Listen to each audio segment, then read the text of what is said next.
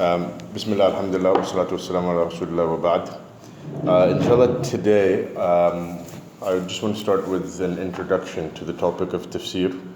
I felt that there's certain sort of fundamental background information that is important or useful for a person to know before actually getting into the tafsir.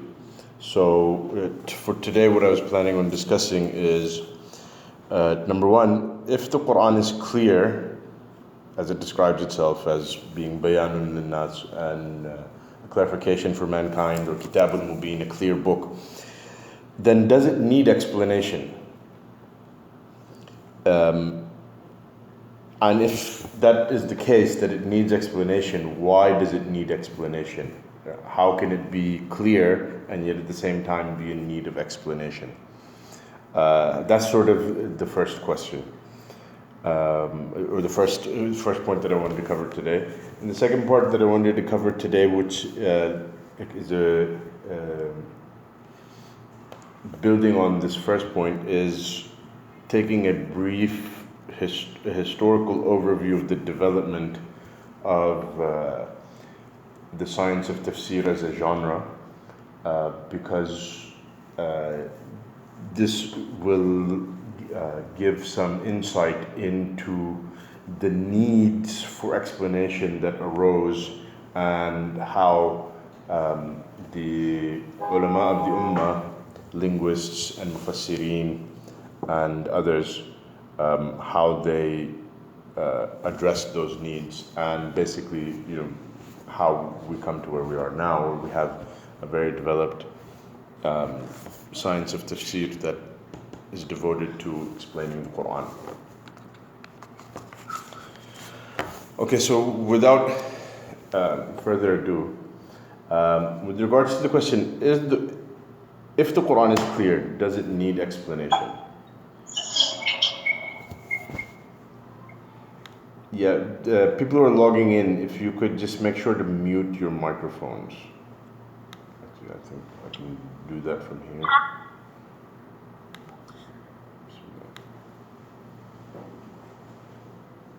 Okay.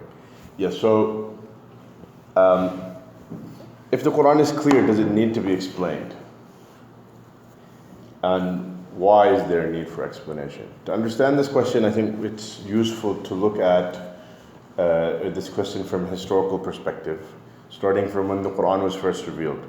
When the Quran was first revealed, the Quran was revealed serving multiple purposes.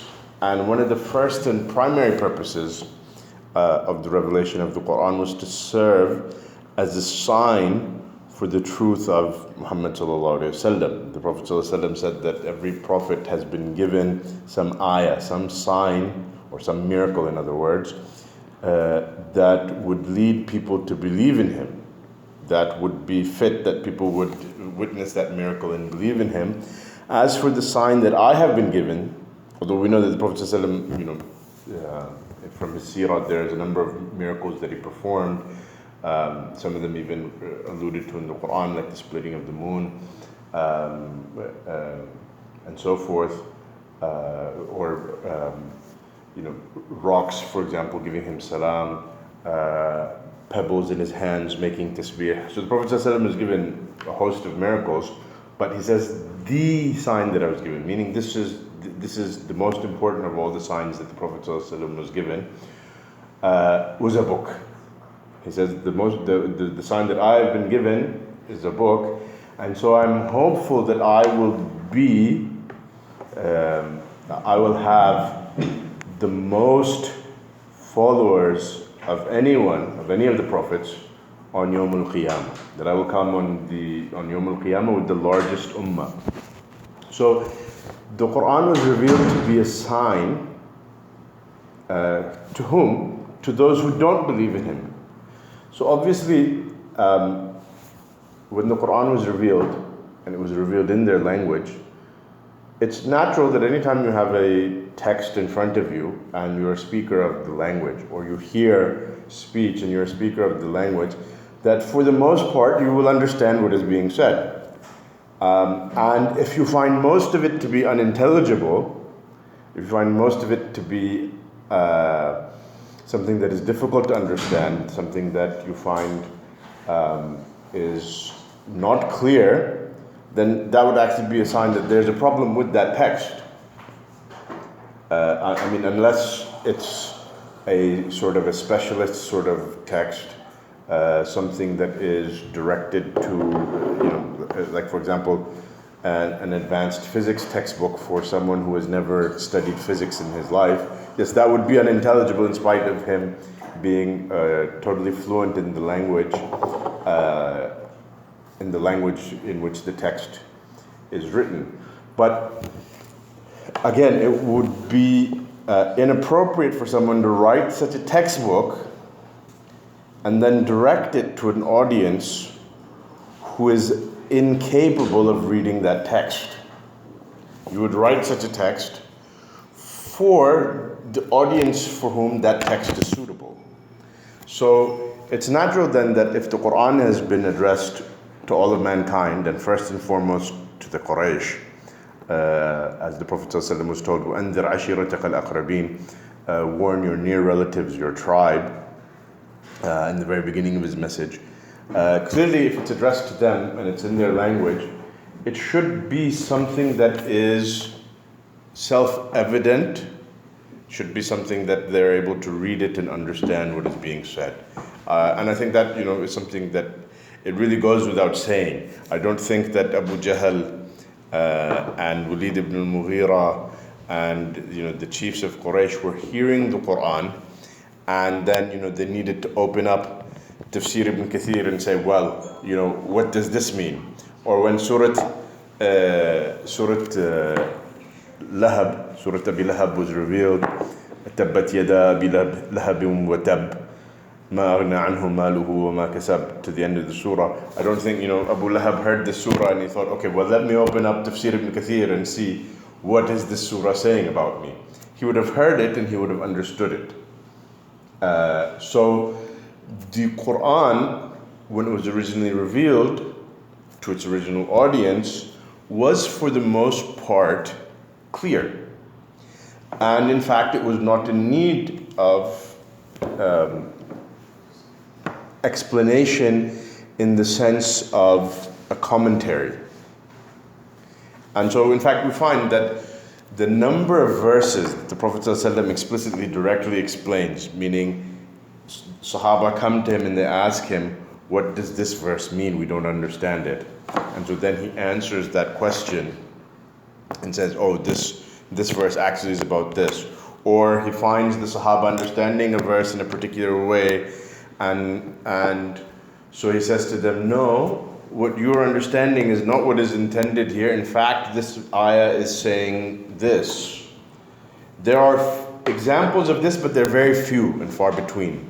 Perhaps only a handful of examples or a few dozen examples where the Prophet ﷺ is directly explaining the meaning of verses of the Qur'an. And we know that the Qur'an is although the way that they number the ayahs, the way that they count the ayahs in each surah differs, but basically the Qur'an is composed of over 6,000 verses, of which the Prophet ﷺ has only explained a few handful. So clearly, the Prophet ﷺ was not sitting and having tafsir classes like what we are about to do, going through verse by verse and explaining to the Sahaba, or explaining to the kuffar even, what are the meanings of these verses. So it naturally follows that they were reading and hearing these verses. And I say hearing because, as you're probably aware, the Arabs at the time of the revelation were for the most part illiterate, including the Prophet ﷺ himself. So they weren't reading it in the sense of reading a book. They were mostly either memorizing it and then reciting it in their prayer, or hearing it recited in the prayer. And even in Makkah, the Prophet ﷺ, much of his mission, much of his preaching, much of the way that he conveyed his message was simply by reciting the Qur'an in public. And one of the famous incidents of the seerah is you have one of the Sahaba for the first time sort of going out in front of the Kaaba and challenging the Quraysh for the first time, but publicly reciting the Qur'an. And this is an incident that happened with Sayyidina ibn Mas'ud radiallahu anhu. So now, when they, and for those of you who are familiar with the story, obviously the Quraysh, they didn't come to Ibn Mas'ud and say, what is this you're reciting? Why open up for us Tafsir ibn Kathir, open up for us Tafsir al-Tabari so we can see what does this mean. They understood it, and that is why they were taken aback by what he was reciting. So at a very fundamental level, when the Qur'an was first revealed, it was at a very fundamental level, when the Qur'an was revealed, it was clear and it was understood by the listeners. Yet at the same time, we find that the Qur'an says to the Prophet ﷺ, وَأَنزَلْنَا إِلَيْكَ الذِّكْرَ لِتُبَيِّنَ لِلنَّاسِ مَا نُزِّلَ إِلَيْهِمْ. We have revealed to you a dhikr here referring to the Qur'an, so that you may make clear to mankind that which has been revealed to them. And this possibly poses a problem with what we just said, that the actual number of verses that the Prophet ﷺ himself has explicitly explained is actually very few. So what does it mean here that the Prophet ﷺ was entrusted, is being commanded or being entrusted with the duty of explaining the Qur'an or making the Qur'an clear? لِتُبَيِّنَ لِلنَّاسِ مَا نُزِّلَ إِلَيْهِمْ, so that you may make clear to mankind what has been revealed to them. So one element of that would be that if he finds the Sahaba misunderstanding something, he addresses that misunderstanding. And so one example of that is in the verses about Siyam. Allah subhanahu wa ta'ala says, فَكُلُوا وَاشْرَبُوا حَتَّى يَتَبَيَّنَ لَكُمُ الْخَيْطُ الْأَبْيَضُ مِنَ الْخَيْطِ الْأَسْوَدِ. Eat and drink until the white thread becomes distinct, becomes clear to you from the black thread. I'm making gestures with my hands, but there's no video, so you can't see it. So he says, Allah subhanahu wa ta'ala says, eat and drink, meaning through the night, until the white thread becomes distinct from the black thread. And so one of the Sahaba actually understood this, that he should take a black thread and a white thread, and when the time of Fajr is coming closer, look and see, is there enough light now that the two are clearly visible, clearly distinct from one another with the naked eye. And this is how he understood. This is how he understood the verse. And so, and in fact, the narration mentions that he had the threads under his pillow, and so as he was having his suhoor, he would pick up the pillow and take a look and see, are the threads, are they visible now? And obviously, you have to keep in mind, this is at a time when there was no artificial lighting, there was no street lights, so all the way up until the Fajr, it genuinely would have been very dark, and so he could very well have done that and not be able to see these threads. So now what the verse actually means is that when you look at the horizon, there's basically the very start of Fajr will be a point at which there is a horizontal band of light, which is being compared here. This is basically a metaphor that is being used, to a white thread, indicating that very first band of light that spreads across the sky, it will be as if there is a white thread separating from a black thread, because the sky is black, and then a thin white band of light appears in the horizon. So this white thread is actually referring to the light of the sun. So when he came and he told this to the Prophet ﷺ, that this is what he had done and this is what he had understood, the Prophet ﷺ said that you must have a very large pillow, because the idea here then being that his pillow must be covering the horizon such that it's covering the light of the sun, and then the light of the sun appeared over the pillow.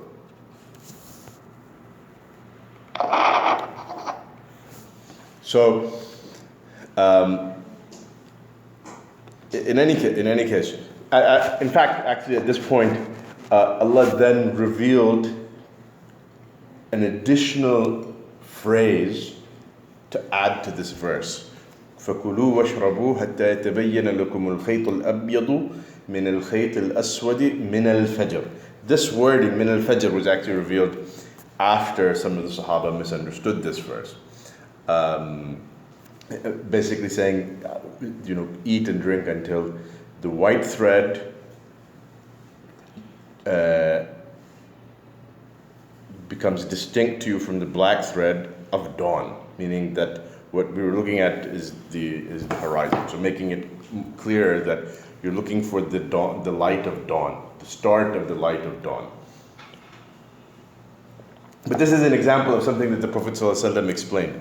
If we look for these sorts of explanations where the Prophet ﷺ is directly explaining the Qur'an and saying, no, this is not what it means, this verse means this. There's not a lot of examples. And even where we have the Prophet ﷺ explaining the verses, sometimes his explanation is, you could say, sort of illustrating a meaning that can be taken from the verse and not explaining at the level of I don't know what this verse means, let me explain what this verse means. So, an example of that is Allah subhanahu wa ta'ala in the verses about jihad. He says, وَأَعِدُّوا لَهُمْ مَا اسْتَطَعْتُمْ مِنْ قُوَّةٍ. Prepare for them what you are able of strength, of power. وَأَعِدُّوا لَهُمْ مَا اسْتَطَعْتُمْ مِنْ قُوَّةٍ. So the Prophet ﷺ, he comments on this verse. He says, أَلَا إِنَّ الْقُوَّةَ الرَّمِيمِ. أَلَا إِنَّ الْقُوَّةَ الرَّمِيمِ.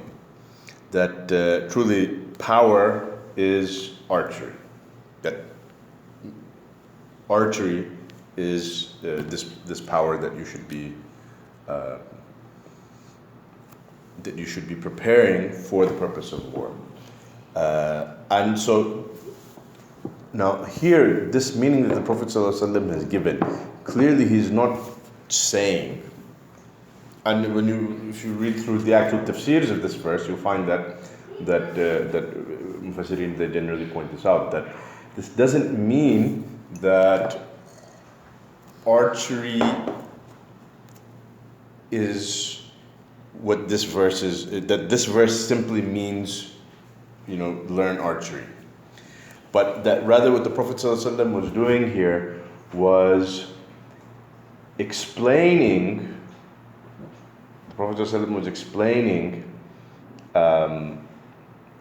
that archery is one of the very important forms of strength and power for war that is needed to be successful on the battlefield or in jihad. So so here what he's doing is he is explaining this verse. He is making clear this verse, but he's not saying this verse means this.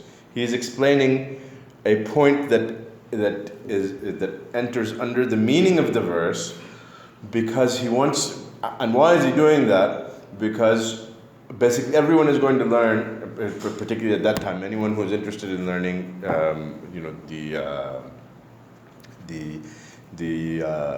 basically the arts of war, the first thing that he's going to start learning is swordplay. So he's not concerned that there will be, that the Sahaba are not learning to use swords, and certainly he doesn't mean that you don't need to learn how to use swords, you just need to learn archery. But he is perhaps concerned that archery is something that many people would overlook learning. But archery has a great deal of strategic value on the battlefield, because obviously when you have archers, you can position them in strategic locations that can significantly change the course of battle, and can significantly change the way that the battle is conducted. And we see an illustration of that with the story of what happened at the Battle of Uhud, the important role the archers played by not fulfilling the command that the Prophet ﷺ had given them, and how the archers, had they've actually done what the Prophet ﷺ commanded them, the Muslims would not have been defeated at Uhud. So this is an illustration of how archery can be a very important form of power that can change or affect the course of war or the course of battle. So basically the verse is talking about learning archery. And again, if someone were to take this hadith of the Prophet ﷺ very literally, and I've actually come across people who do this. I actually remember years ago when I was younger, one brother saying that, I'm practicing learning archery because, the Prophet ﷺ, he said, "Ala inna al-quwwata rami." And again, I'm not saying that there's anything wrong with learning archery. I think it's actually good for people to take up different sports and things and things like that. And so certainly archery. Hold on a second. Let me just see if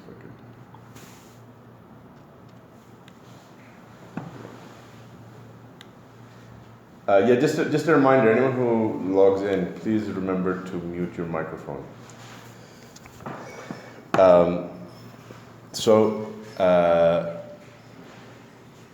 Right. So this brother was learning archery, and so I said to him, well, I don't think that archery is really that essential now. And he was like, yeah, that's true, but it's a sunnah. And then, which is up until this point, I think his point was okay, but then he says,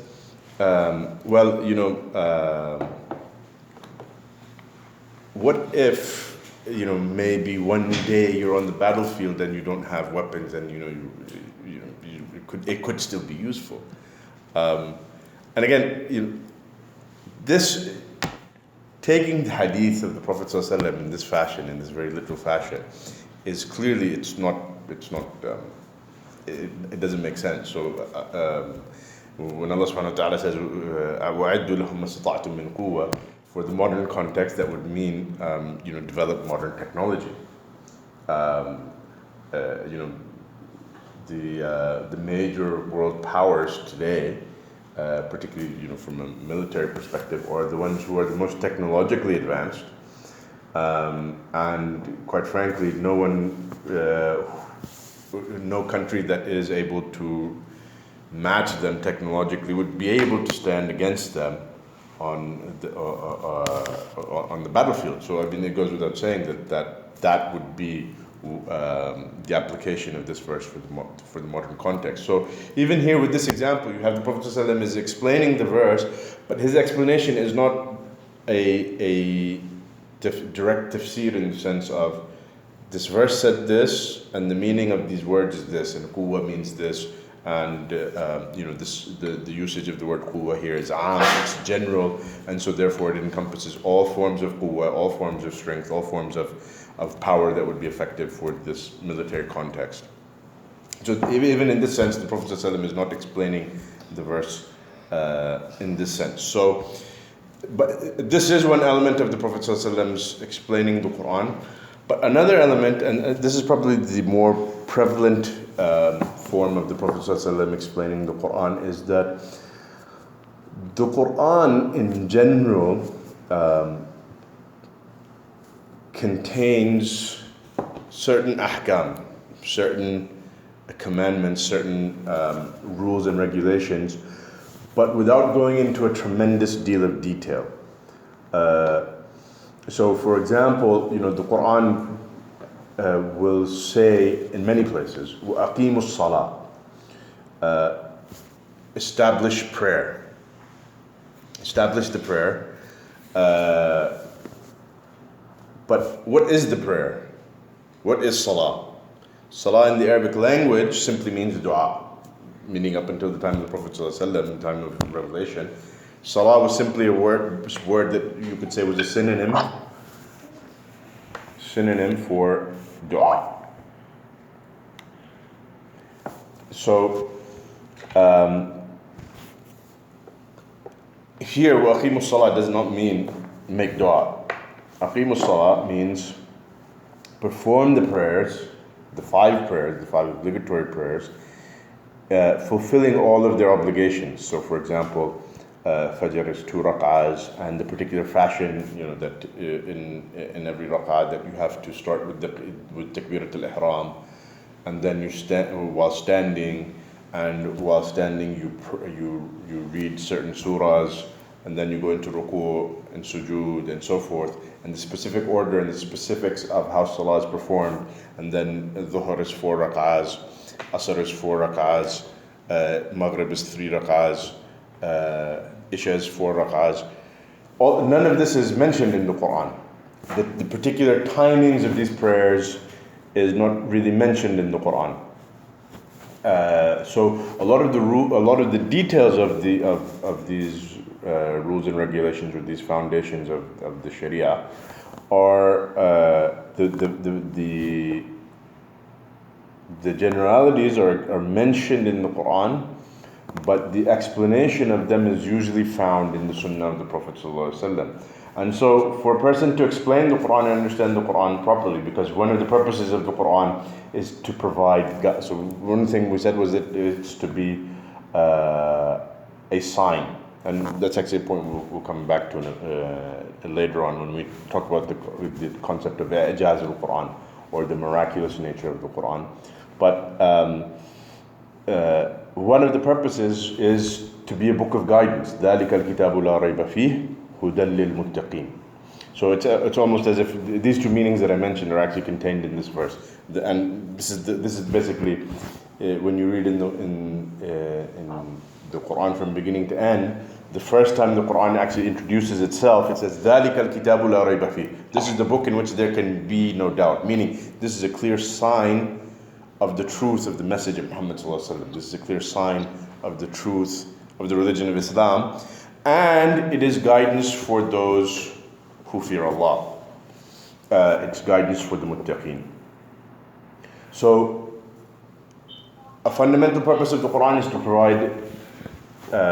provide guidance for the believers. And part of that guidance entails ahkam that are to be practiced, norms that are to be upheld in life and in society.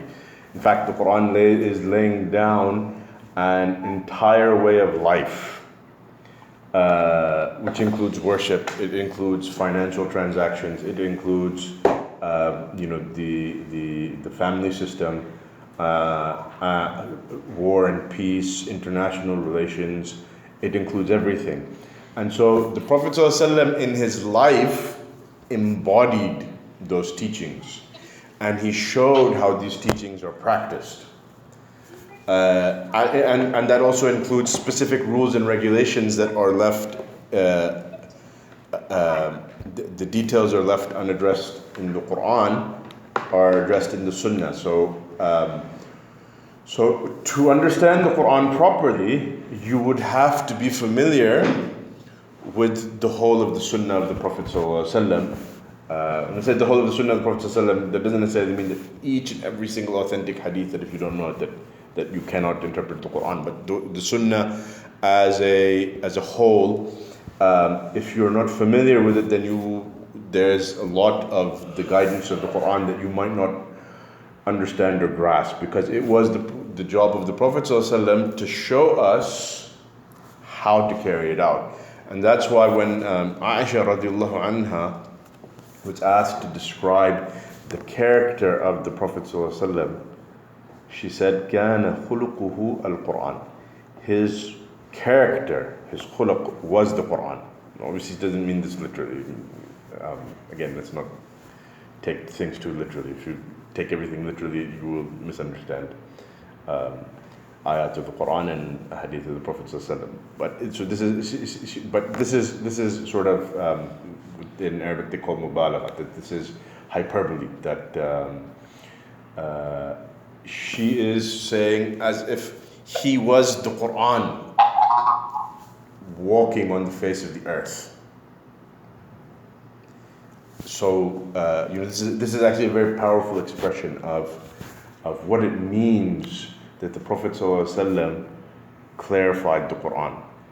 So there are ahkam, the details of which the Prophet ﷺ explicitly explained, sometimes in his words, sometimes in his actions. For example, with salah, he would have instructed the Sahaba by his words on various aspects of the salah, answered some of their questions.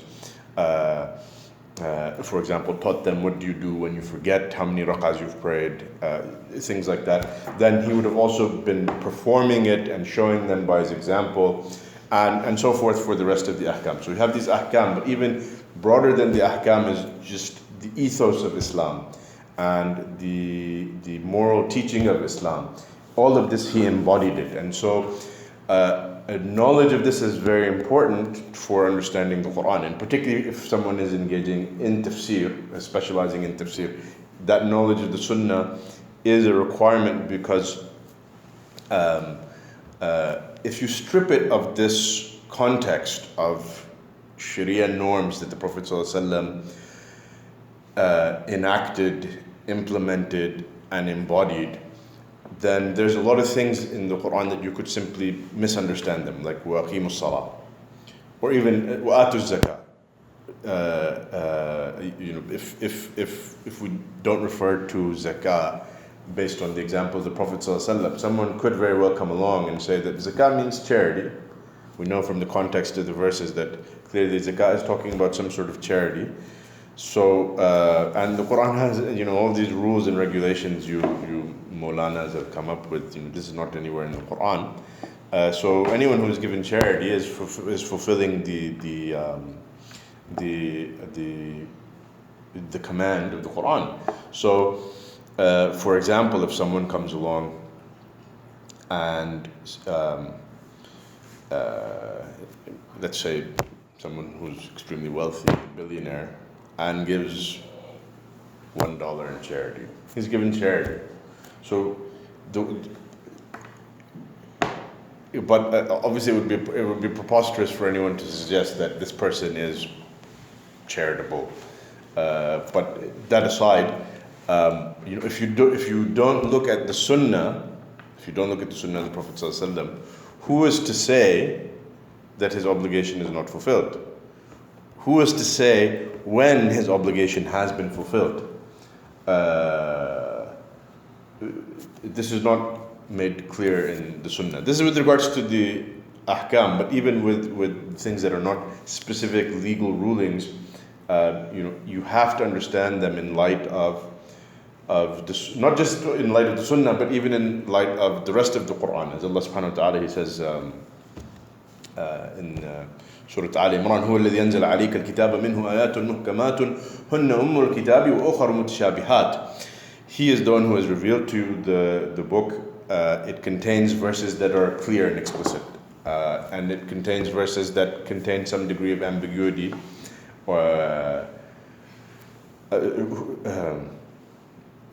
منه آيات محكمات هن أم الكتاب. It contains clear verses that are the foundation of the book, and other verses that are unclear. So in other words, saying that you need to understand the whole of the Quran together. So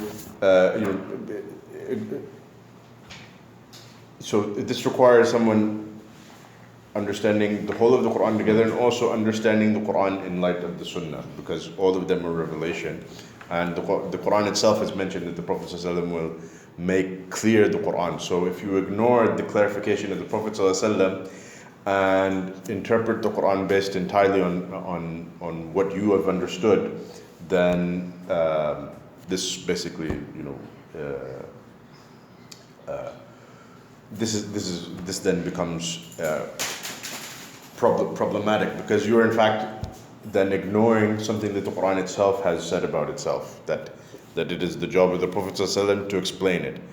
And so I think what we can take away from the points that we've discussed so far is that from a linguistic perspective, the language of the Quran was largely clear for its original intended audience. And then there is an additional aspect of clarification of the Quran that the Prophet ﷺ engaged in, of things that would not have been obviously and immediately clear and need to be made clear by his clarification, as the Quran itself has told us. But this is in the time of the Prophet ﷺ. As we move away from the time of the Prophet ﷺ, two problems arise. One is that you have people become Muslims who don't know the Arabic language. People become Muslims who don't know the Arabic language, and so it goes without saying that what is clear, obviously clear, even to Abu Jahl and Walid ibn al-Mughira and Abu Lahab, when they hear the Quran, in spite of them not believing in the Quran, is not clear to this person who is a Muslim who believes in the Quran, because he simply doesn't have that basic tool, which is knowledge of the Arabic language. So it requires some sort of explanation. And so on that level, even a basic, straightforward translation of the Quran is a form of tafsir. Because for the person who doesn't know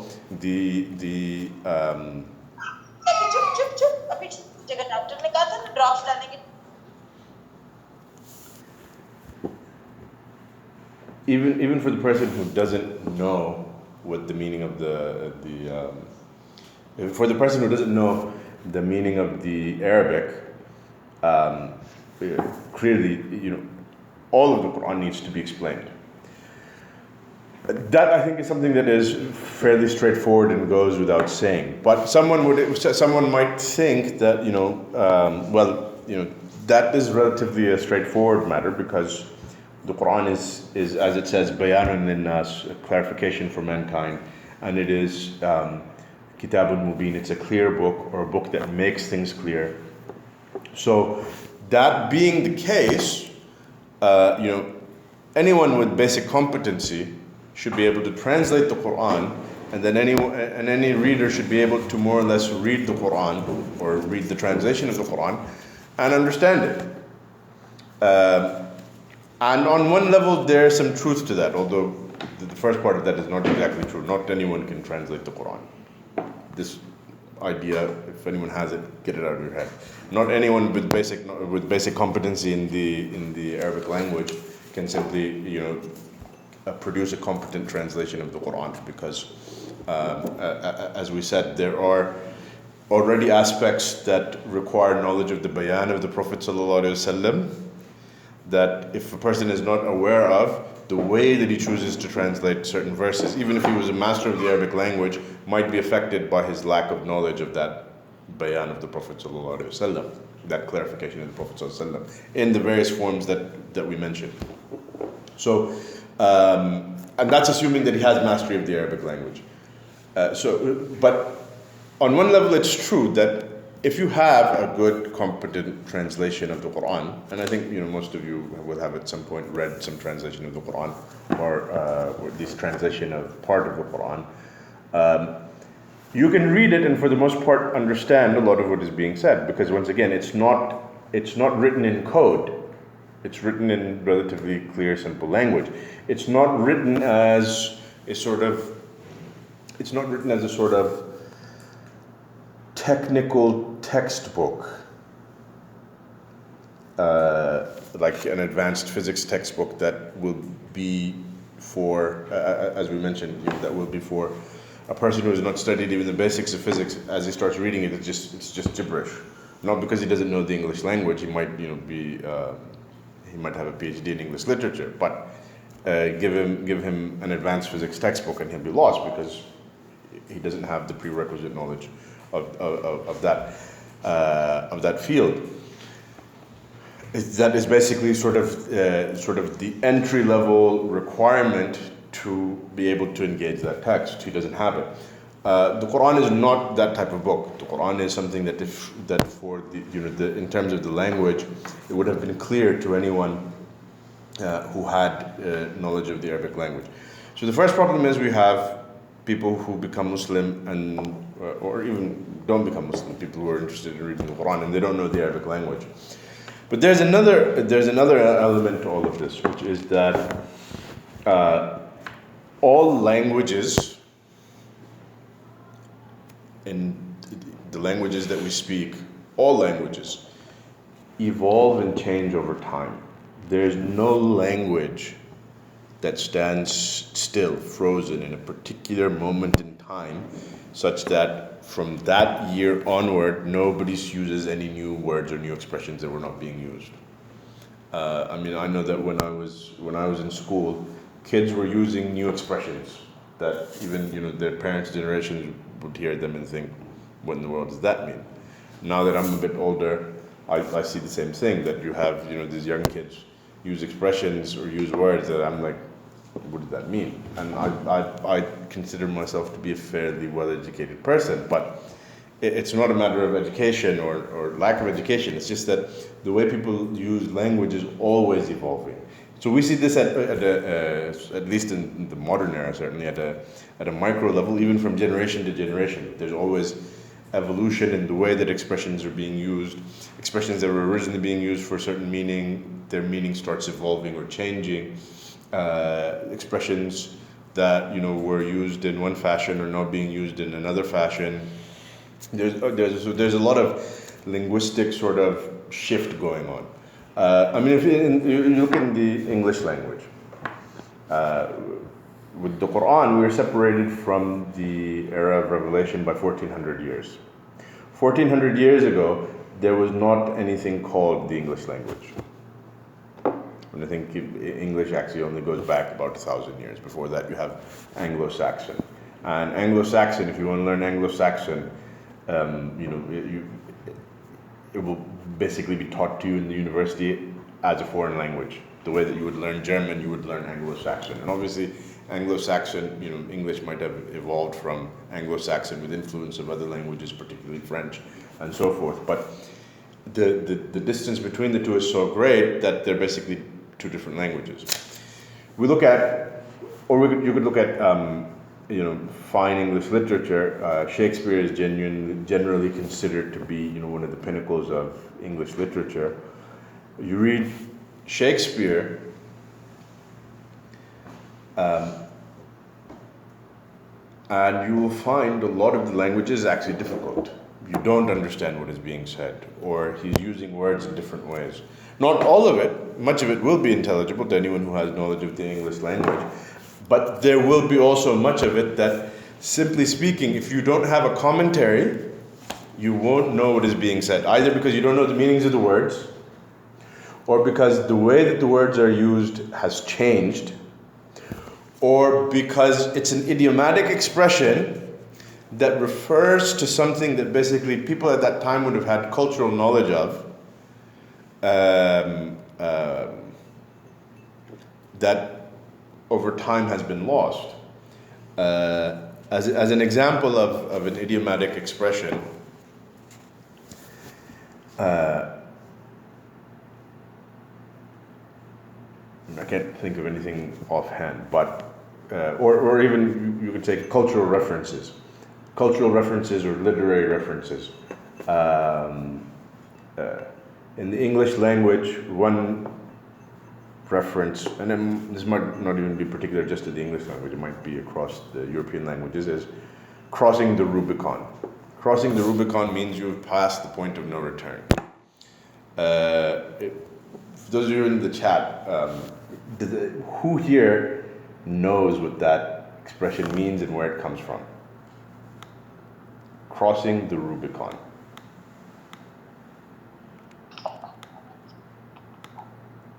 Just type if you know what I'm referring to, type it in the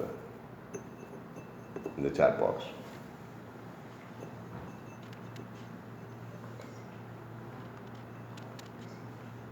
Okay, let me unmute people and see if somebody knows.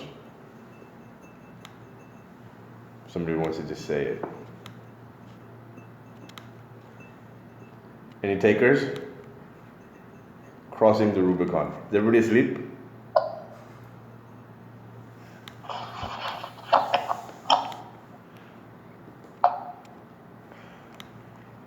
Anyone knows what crossing the Rubicon means, or where that reference comes from?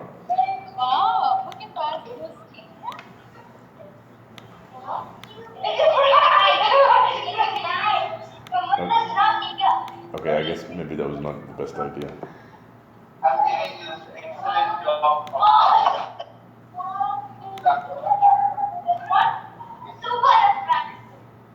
Crossing the Rubicon. No, okay. All right, I'm just going to assume now that that nobody knows what I'm talking about. Crossing the Rubicon is a reference to an incident with Julius Caesar when Julius Caesar brought back his army and more or less declared war on the government in Rome by bringing, rather than standing down, by bringing in the army under his command across the Rubicon River, which was basically, in Roman law, strictly prohibited. As general of the army, he should have stood down before re-entering Rome. And so his crossing the Rubicon was considered an act of war. And so in Roman history, this is an infamous incident. And because of the centrality of Roman history and Roman civilization to Western civilization, this then becomes a famous literary allusion or historical allusion that is then used in literature. It may be not used as much now as it used to be, but you will probably still find that good quality writers know this reference and may even use it, and so you'd have to scramble for a dictionary or I guess these days for Google to try and figure out what in the world does this mean. And so here it's not a question of knowing the meanings of the words. Crossing is a fairly relatively straightforward word. The obviously is relatively straightforward.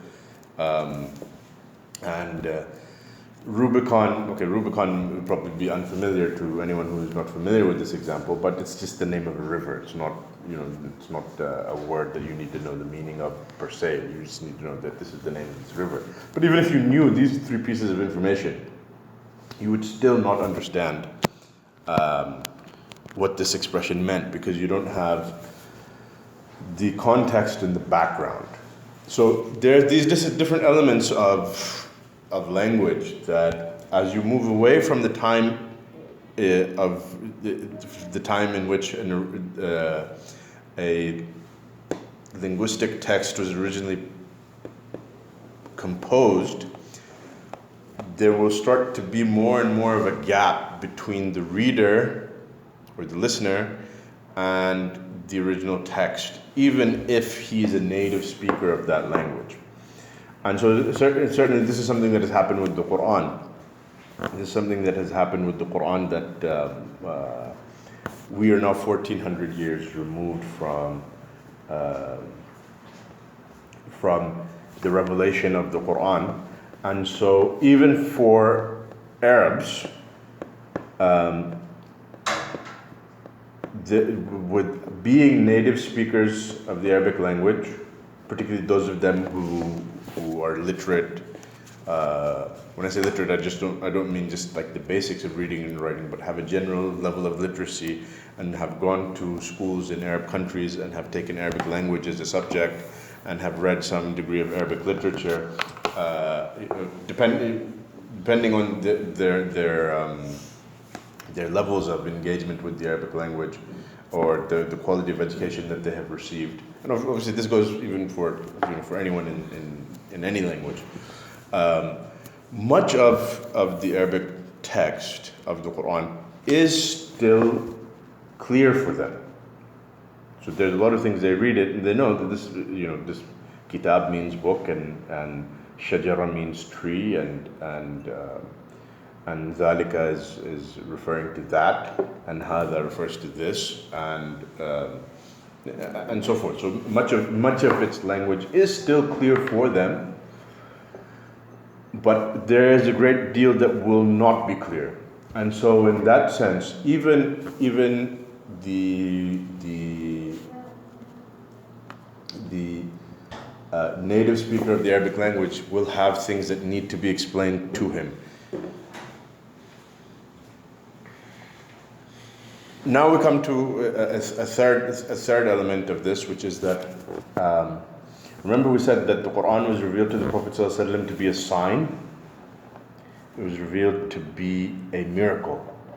And we'll talk about the subject of I'jaz al-Qur'an, inshallah, in more detail when we do the historical overview of the development of Tafsir, which is looking like it's going to be next week because we've already spent a good bit of time on this.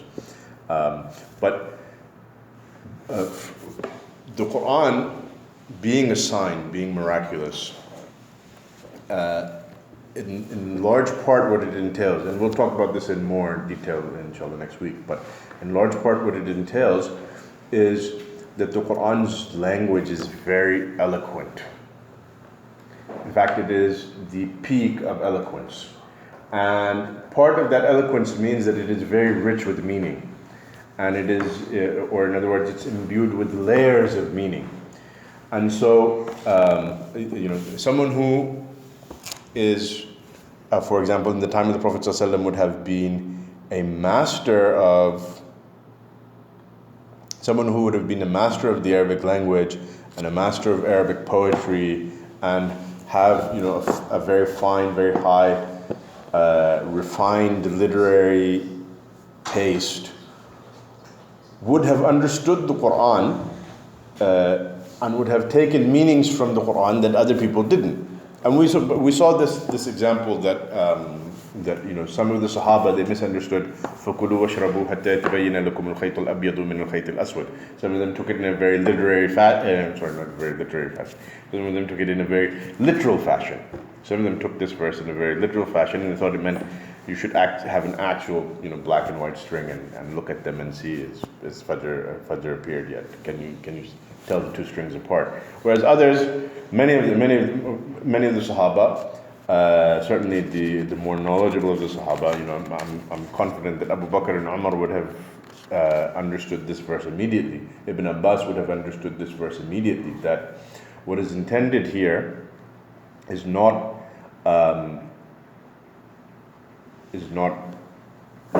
what this other Sahabi, Adi ibn Hatim, had understood, that you look at take an actual black and white string and look at it, but that this is a metaphorical reference to the first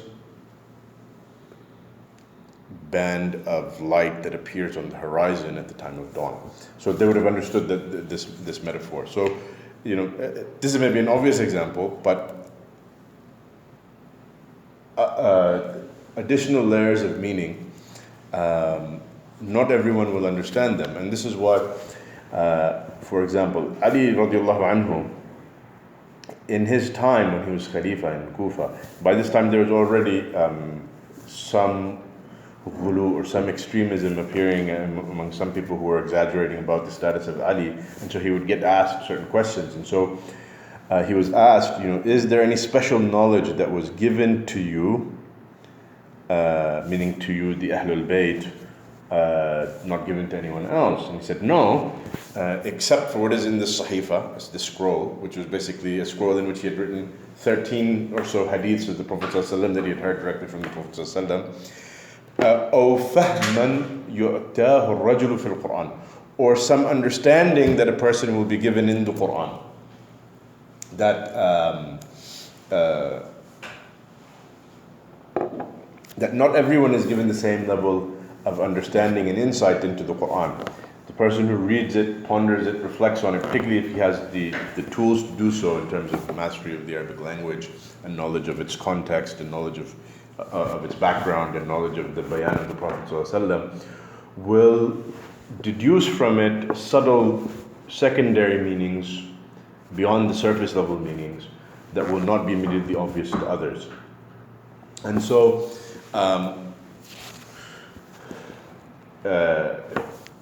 some examples to illustrate this point. We have a narration from Umar radiallahu anhu that when he was Khalifa, when he would have regular sittings with the companions, the senior companions who had attended Badr. So these are the top of the companions. Generally, it was known amongst the companions that the best of them were those who were at Badr. In fact, there's a hadith that the Prophet ﷺ said that Jibreel came to him and he said, "Who do you count as the best among you?" Right, actually I think it's Jibreel speaking to another angel. Allah, I don't remember now. He said that the best amongst them are those who attended Badr. This is who they count as the best amongst them. And so Jibreel says, likewise for us, we count as the best amongst us those of the angels who attended Badr. So this is a very high maqam amongst the Sahaba. This is something that is well known, that the maqam of the Badriyin is not like the maqam of those other than them. As the Prophet ﷺ, he said to Umar, ما يدريك يا عمر لعل الله اطلع على أهل بدر فقال اعملوا ما شئتم فقد غفرت لكم. What would make you know, Umar, that perhaps Allah has already looked at the people of Badr and said to them, do whatever you choose, do whatever you want, I've already forgiven you. So this is a very high maqam. So he had a regular gathering with the companions who had attended Badr. And in this gathering, he included Ibn Abbas, who at the time is a young boy. Ibn Abbas, the cousin of Abdullah ibn Abbas, the cousin of the Prophet ﷺ, for whom the Prophet ﷺ had made dua, Allahumma faqihhu fi ad-din wa 'allimhu at-ta'wil. Oh Allah, give him deep understanding of the religion and teach him ta'wil, teach him the understanding of the Qur'an, the meanings of the Qur'an. So some of these Sahaba, they objected, said that, obviously it's not appropriate for him to be here in this gathering when we have sons the same age as him and you haven't included them. Why have you included him? So Umar thought, okay, I'm going to show them why I've included him. So when they were gathered, he asked them, what do you understand from the words of Allah subhanahu wa ta'ala, إِذَا جَاءَ نَصْرُ اللَّهِ وَالْفَتْحِ, Surah Al-Nasr, when the aid of Allah subhanahu wa ta'ala, when the victory from Allah subhanahu wa ta'ala comes and the opening of Makkah, Fathu Makkah, وَرَأَيْتَ النَّاسَ يَدْخُلُونَ فِي دِينِ اللَّهِ فَوَاجًا, and you see people entering into the religion in droves. فَسَبِّحْ بِحَمْدِ رَبِّكَ وَاسْتَغْفِرْ إِنَّهُ كَانَ تَوَّابًا. At that time make tasbih and hamd of your Lord. Truly he has ever been tawwab, forgiving of those who turn to him in repentance. So he said to them, what do you understand from these verses? And so they said that, Allah is saying that when he gives us victory and when the Fatah of Makkah happens. And so, by the way, this is part of the tafsir, that Al-Fath here refers to Fathu Makkah. It's not stated in the verse, but from the context, the Sahaba knew that this is what is being referred to, Fathu Makkah. When this happens and you see people entering into the religion in droves, then Allah subhanahu wa ta'ala is commanding us that we should make tasbih of him. So this is basically how they explained it. And some of them said, it's best not to comment if we don't have knowledge or what have you. So this explanation that some of the Sahaba had given, Umar turned to Ibn Abbas and he said, Ibn Abbas, he asked him, is this what you understand from the surah? He said, no. Tell us, what do you understand from the surah? So Ibn Abbas said that this is the ajal of Rasulullah sallallahu alaihi wasallam. This is the end of the lifespan of the Prophet sallallahu alaihi wasallam. Allah is letting him know that this is the sign that you're reaching the end of your life. So be prepared for it. فَسَبِّحْ بِحَمْدِ رَبِّكَ وَاسْتَغْفِرْهُ إِنَّهُ كَانَ تَوَّابًا. And so Umar said, I don't understand anything from the surah other than what you have just mentioned, what you have just said. And so from that they came to realize that, okay, this is why he has preferred Ibn Abbas and given him the status amongst us. So this is something that is, knowing the linguistic meanings, this is something deeper than that. And this is something that not everyone will immediately know. Now, so someone might ask, well, where did Ibn Abbas get this from? Where did Ibn Abbas get this interpretation from? And I think, wallahu alam, one thing that can be said is that knowing the life of the Prophet ﷺ and the instructions that he's been receiving throughout, Prophet ﷺ has been working from the time that that revelation started to fulfill his mission. And so here, this tasbih and hamd and reference to Allah being tawwab. Tawwab means Allah turns to the people who turn to Him. And particularly those who turn to Him in repentance, He turns to them and gives them forgiveness. So, in this ayah, Allah subhanahu wa ta'ala is telling him, when this happens, your mission will be coming to an end. And so the only thing left for you at that point is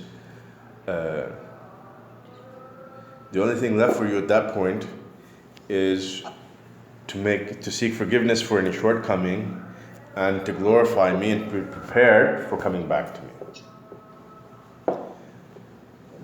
And this is similar to when we finish the salah, we say astaghfirullah, astaghfirullah, astaghfirullah, hamdu salam, minka salam, tabarak ya dhal jalali wal ikram. Anytime you finish an amal, or anytime you finish some amal for the sake of Allah subhanahu wa ta'ala, you're encouraged to do istighfar, realizing that whatever amal you've done, whatever good action you've done, there's bound to be some shortcoming in it. So turn to Allah subhanahu wa ta'ala with forgiveness, because this is appropriate to do it at the time when the amal is ending. And so there's then this connection between this theme that is present in the Sharia, in examples like this with Salah, that is present here in this ayah. So this is an example of Ibn Abbas, because of his awareness of the lifetime of the Prophet ﷺ and the mission of the Prophet ﷺ, and also the Sharia norms that have been established by the Prophet ﷺ, employing all of that in understanding this verse. So understanding the verse in Tafsir is not just at the level of this word, I don't know what it means, what does it mean? Yes, that's part of Tafsir. But also understanding what is the purpose and the intent behind the verse is also part of Tafsir. And then even beyond that, there are levels of understanding that Allah subhanahu wa ta'ala gives to some over others. The more knowledge that a person has, the more sincerity that he has, the more time that he spends reading and reflecting on the meanings of the Qur'an, the more Allah subhanahu wa ta'ala will reveal to him from its meanings. So,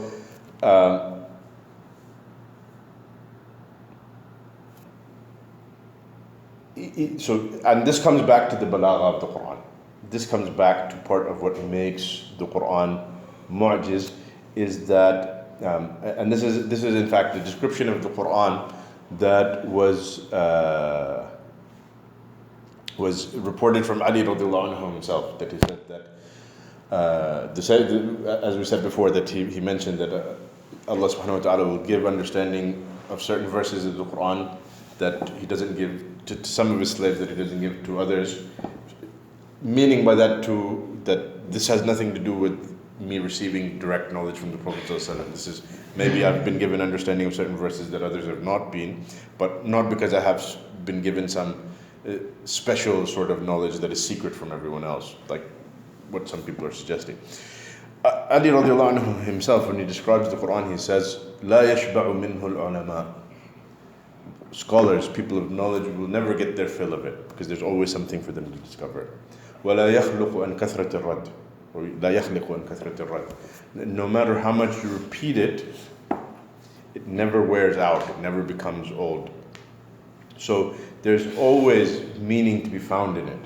And because it's intended to be guidance for mankind, being the last revelation, because there's no prophethood after the Prophet Muhammad ﷺ, there is meanings that people will continue to discover until the end of this ummah, until Yawm al-Qiyamah. People will continue to discover meanings and to discover guidance in it that Allah subhanahu wa ta'ala will reveal to them, that maybe you won't find written in any book of tafsir that the Mufassirin have written in the past. People will continue to find meaning and find lessons and find guidance in it until Yawm al-Qiyamah. This is part of what makes it miraculous. And so, certainly a book like this is in need of explanation in the sense that not everyone is or can be at this level of understanding. So,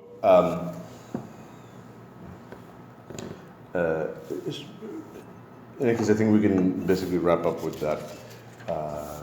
Inshallah, with our next session, we'll actually go over the historical development of just a brief overview of the historical development of tafsir, because that's also it's sort of important for us to understand that now when we try and understand the Quran for us today, or to explain the Quran today, we're coming after 14 centuries of scholarship that the Ummah has produced for that purpose. And that scholarship is tremendous. And it's not limited just to the books of tafsir. It's actually, in fact, all of the sciences of the Sharia and of the Arabic language serve that purpose. So it's important to have just a bit of perspective on where the moment that we are in the historical development of tafsir, which we are now going to be trying to engage at a very basic level, just taking drops from that ocean. But it's important to understand where we are in respect to that. So inshallah we'll touch on that next week, and not in this session as I'd originally intended. سبحانك اللهم وبحمدك لا إله إلا أنت أستغفرك وأتوب إليك. If there's any questions, I guess you can type your questions. Should I unmute all so that if anybody wants to just use the microphone? Because when I tried unmuting them before, I guess let me go ahead and do that if anybody wants to just ask their question.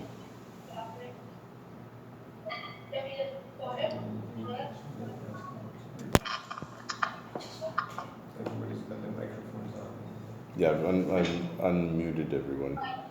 It seems nobody has any questions, or at least they're not asking any questions. So, I don't know. Maybe we'll get some feedback afterwards about if they have problems with the audio or what have you. Okay, so I think we'll wrap up with that. سبحانك اللهم وبحمدك أشهد أن لا إله إلا أنت أستغفرك وأتوب إليك والسلام